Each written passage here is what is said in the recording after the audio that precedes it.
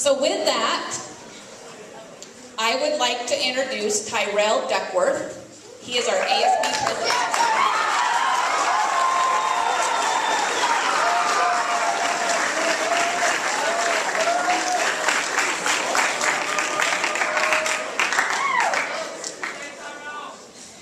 Good evening.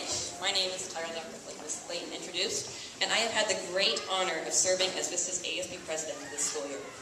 Before I begin, I would like to share one of the ASB's major achievements this year. Following the retirement of Vista's beloved Mr. Freeman, the ASB decided to put together a bench to honor him. This bench is placed outside near the office window with a plaque featuring one of his famous quotes, "You're an I." I would also like to encourage those that have yet to see this bench, please ensure that you do so following the graduation ceremony tonight. Also note, this would be a great place to get a graduation photo op if you're looking for a good location to do so. First and foremost, I would like to give a hand to all the 8th graders who are continuing on to high school next year.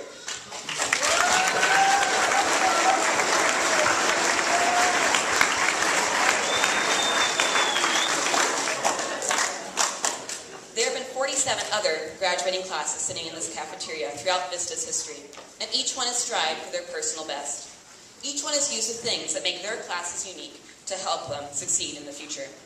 All these classes had their experiences, their stories, and much of which is explained through their generation's fads.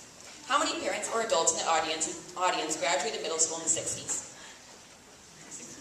Don't be scared. Raise your hand. Some of you who graduated in those years may remember the fad of doing the twist, lava lamps, or smiley faces. Yes, in that way, those timely obsessions made those graduating classes unique. How many out there graduated middle school in the 70s? A few more, not too many. Some of you who graduated in those years may remember collecting pet rocks and doing the hustle.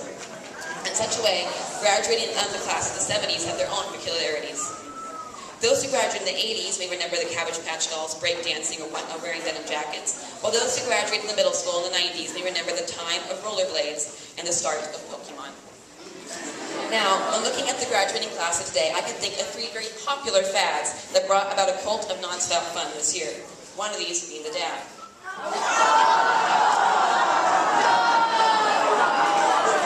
Another being the water bottle flip. And the last being the hypnotizing fidget spinner. So, what's the point? Why do these fads represent our generation so?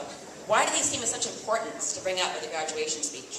Well, there are metaphorical attributes that come with such fads. Yes, while I know many teachers may have yearned for the destruction of these frivolous toys, they come with serious lessons. The fidget spinner, for example, shows the ambitious nature that embodies our 8th grade class.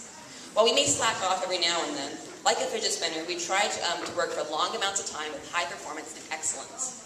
This year we have had the fewest absences of any other 8th grade classes, thus proving our diligence.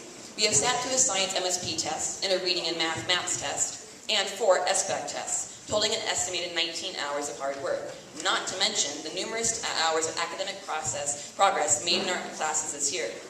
I have seen numerous kids try their hardest in writing essays on abstract objects such as spoons and spinning wheels, to constructing boxes representing the Civil War, and creating book project masterpieces.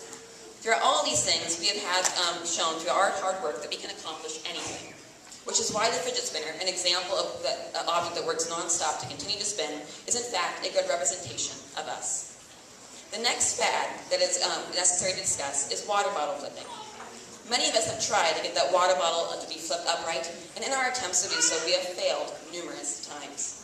Yet from these failures, we have risen from the ashes, ready to take on the challenge at hand. We have not bended down to our struggles or our failed attempts. This is symbolic with us because it shows that we have all made those ridiculous mistakes. Once, in 6th grade, I was in PE playing basketball. Now those who know me typically know that these 3 things: I love to wear stripes, I like Denmark, and I lack experience playing team sports. So, on this particular day in PE, I was attempting to play a game of basketball. All of a sudden, I was past the ball. And in a moment's notice, the first thing that came into my mind was one word: run! And so the ball in my hand, I hurtled across the court without dribbling once. And in my mind, I thought I had just I thought I had just gotten the art of basketball. Of course, then I was called out for carrying. The point is, even though on that day I failed, the next day I got up and I tried again. Was that my only mistake of the year? Of course not. But just like when a water bottle flip goes poorly, we as a class get up and try again. Finally, the fad of dabbing. Now, although I had refused to dab for all 3 years of attending middle school, there is something valuable to that as well. Dabbing represents our skill to celebrate and our welcoming spirit. I know for certain that because of this skill, you will not be scared to go on to next year's high school adventure. Before Vista, I attended an elementary school that had fewer students in our entire school than this number of students typically found in a single classroom at Vista. I came to the school barely knowing a single soul, yet your welcoming spirit invited me in, and I can't express how truly thankful I am for that. We all contain our different skills and our comfort levels, but we as a group found a way to make this school run smoothly as a team where everyone is made to feel valued. We can all do the dab slightly differently, yet in the end, the dab symbolizes us as a whole and how we can celebrate and enjoy our lives together.